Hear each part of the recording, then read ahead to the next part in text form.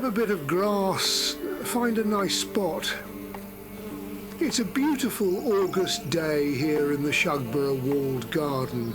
The sun is warm, the air smells of something vaguely earthy, and I've been stood here pretending to be a profound observer of nature, but mostly just getting distracted by the sheer chaos of it all. You know, you come to a place like this and you think it's just a pretty garden, a cultural heritage site, but apparently these places are a lot more than just a place to admire. This apparently is a novel ecosystem, a man-made masterpiece that, despite all the odds, is absolutely buzzing with life.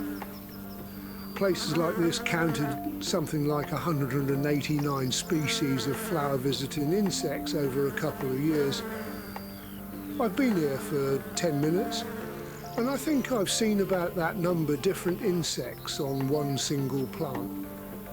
I just saw a bee that looked like it was wearing a tiny little woolly jumper.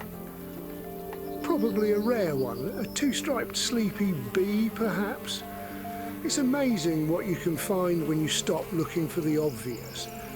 They found 14 of the 17 potential bumblebee species from this region. So essentially we have almost the entire regional bumblebee family reunion happening right here, right now. It's like the local pub for bees, but with better food. Speaking of food, you know what the bees really love? Dandelions. Yes, the humble dandelion. The thing we spend so much time pulling out and cursing for ruining the lawn. One study said they were important components of the diets of many different insect guilds. Guilds? Who knew insects had the sense to join a trade union? And it's a good thing too, because these little fellas need all the help they can get. Apparently there's a big problem with pollinator decline, and it's not just the honeybees. It seems we haven't realised it is also true that the 20,000 to 30,000 other bee species out there are disappearing. So while everyone's wringing their hands over the honeybees, there's a whole universe of other bees that we don't even know we're losing. It's like a massive extinction event happening in slow motion right under our noses. But the real drama than the tiny miniature tragedy that's been playing out here is with the solitary bees, like the red mason bee, which is apparently a ubiquitous species here, and it's having a tough time. The study found that most of its babies were dying, and it wasn't even the worst part. There's a specialist fly parasite, and it's basically an evil landlord taking over the front of the nest and killing off the young. It's a sad little story, but I'm just here for the drama. Then there's the butterflies. Not many here at Shugborough this year, although the ubiquitous cabbage whites seem to hunt in pairs, with one even getting shut inside a net tunnel along with the cabbages it preys upon. And there are a few other species about, but not many, and they won't stay still to be filmed for long.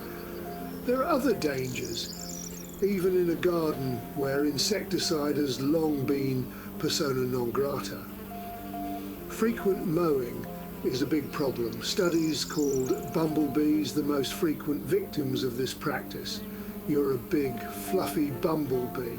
You've had a lovely meal from a dandelion, and then suddenly a giant, loud, murderous ride-on mower comes out of nowhere.